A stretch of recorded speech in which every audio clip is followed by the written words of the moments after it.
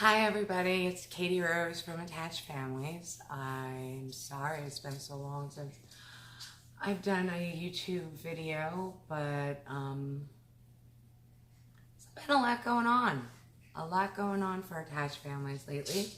We have a new board, which is amazing. We are a board of directors with 5 amazing women who are all women with lived experience, which means that they either have a child with mental health issues or reactive attachment disorder or a child that's special needs. One of our board members, Kathy Johnson, the vice president, she is already certified, has her national certification, her CPSP, and 3 of us will be taking our national certification test in probably about 5 or 6 weeks, I guess. So that's all very exciting. We're doing everything we can to advocate for our families. We are helping with IEPs, 504s, crisis calls for support. None of us are therapists or licensed psychologists or psychiatrists. We're just, moms with experience who are ready and willing to listen 24 hours a day. Our support group has grown to over 1,000 members, and we have just about 4,000 followers right now on our Facebook page. Those are just a few updates on Attached Families as a whole. But I think what I want to talk to you all about today is foster care and trauma. So, starting with trauma, it's been pretty obvious that the country is starting to take notice that it's an issue. So you're hearing a lot of trauma-informed care, trauma-informed education, trauma-informed teachers, trauma-informed policies. California just hired an amazing woman for over the state to get everyone trauma-informed. So it's wonderful that we are hearing the words trauma and hearing the words trauma-informed. My biggest issue, I think, with it is that simply being able to do an ACEs test on a child and know that they come from trauma or have had significant trauma is really not enough. So once we have all this knowledge about trauma and we know how to do the tests for trauma and we're doing ACEs on kids and we're aware that they have trauma and that trauma most definitely affected the way their brains were developed. And when you have a brain that's not developed properly, there are certain behaviors that come with that. And many children, as you can imagine, that come into foster care, they're traumatized.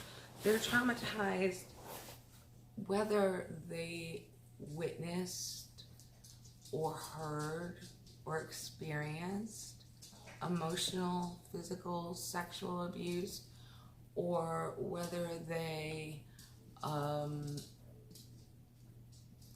just were taken out of their family's home under, different situations, whatever reason they may have been taken, and placed in a home with complete strangers.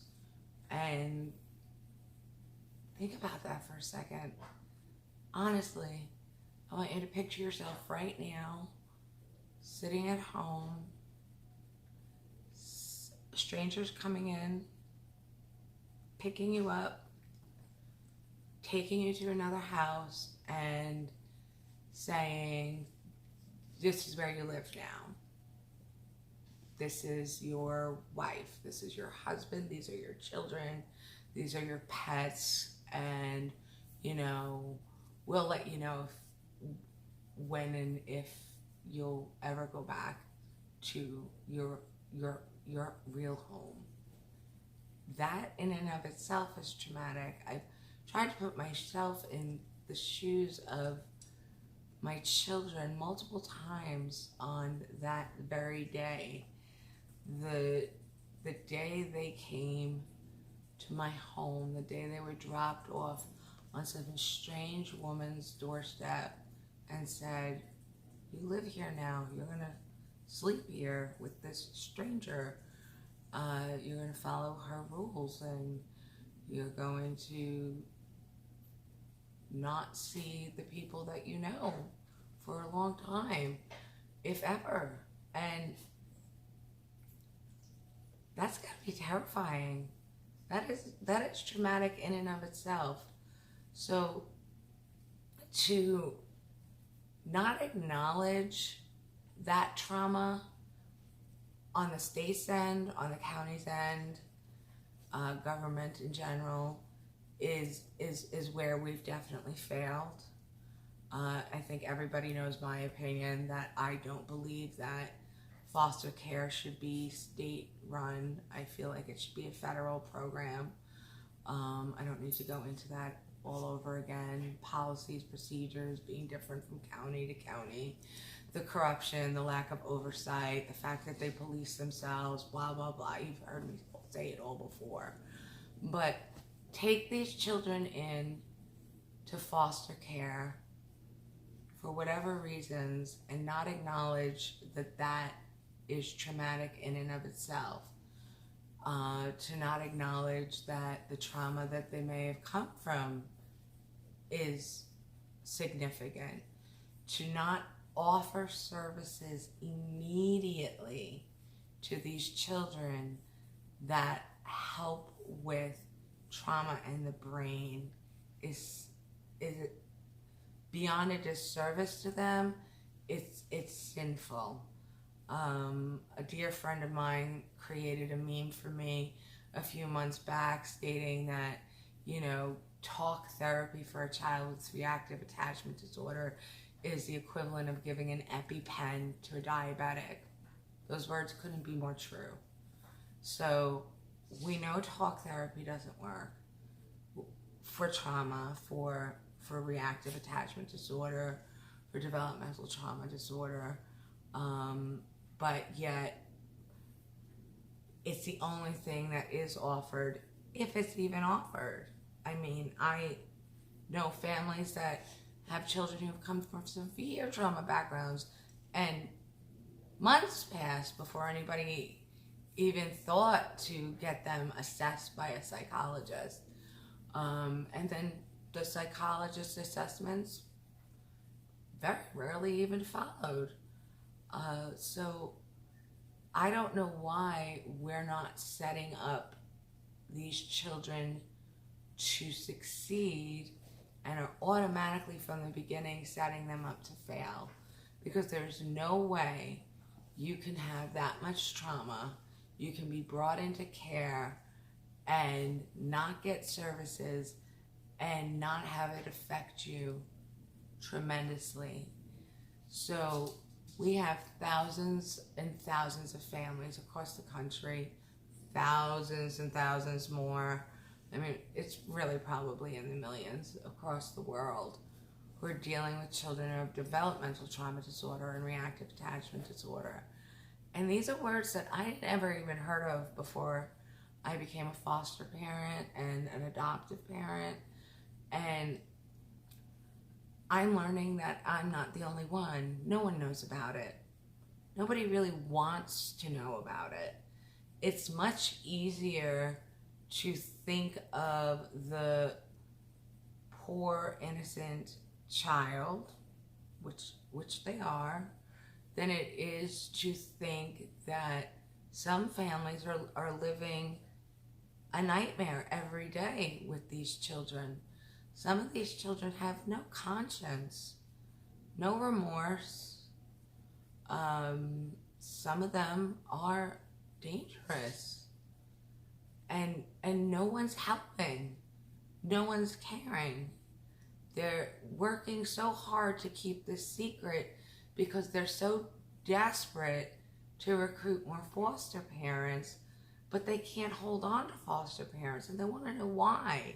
Why after one foster care placement are foster parents closing their doors? Well, the answer is obvious. Social services is not doing their jobs to help support foster families. They're not giving them the right information about the backgrounds of the children.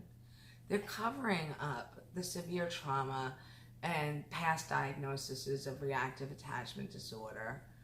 And they're leaving these families flailing in the wind all by themselves. They have families like me convinced that once the child's adoption papers are signed and they finally feel safe, they'll stop testing you and those behaviors will go away. And that's just not true. And there are thousands of families that will tell the same story I just did. So let's stop lying to foster parents.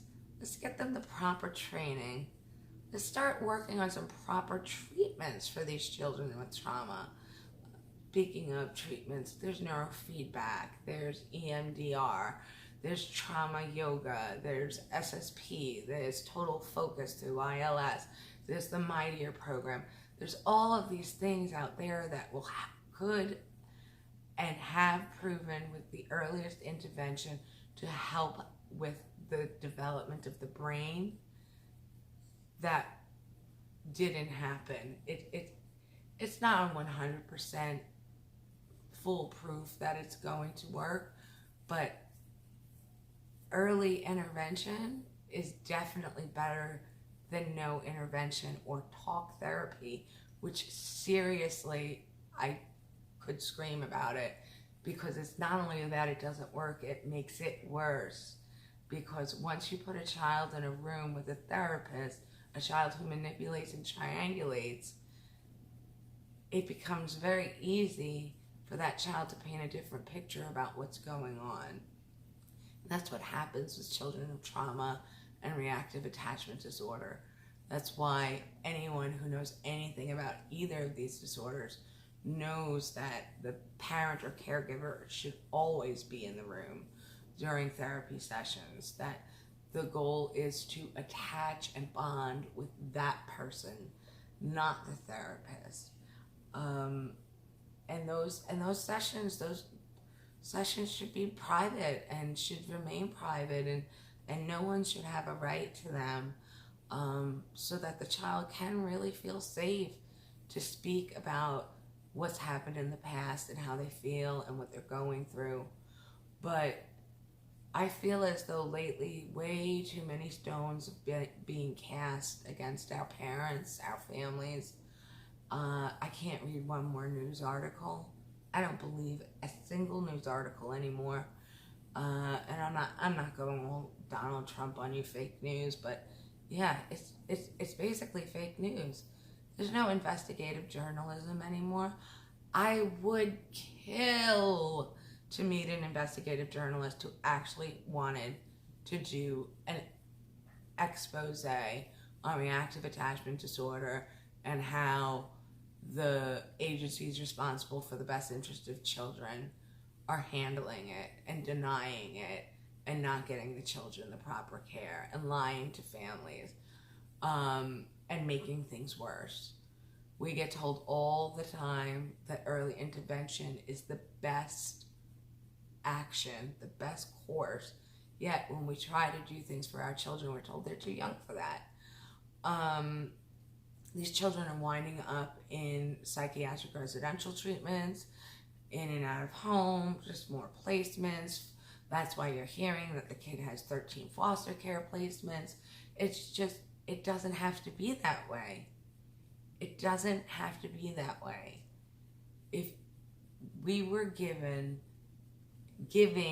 foster parents the truth up front, if we were giving them the training and the signs to look for up front, if we were immediately giving trauma-focused, attachment-focused treatments for the brain to these children the moment they were brought into care, everything would be different.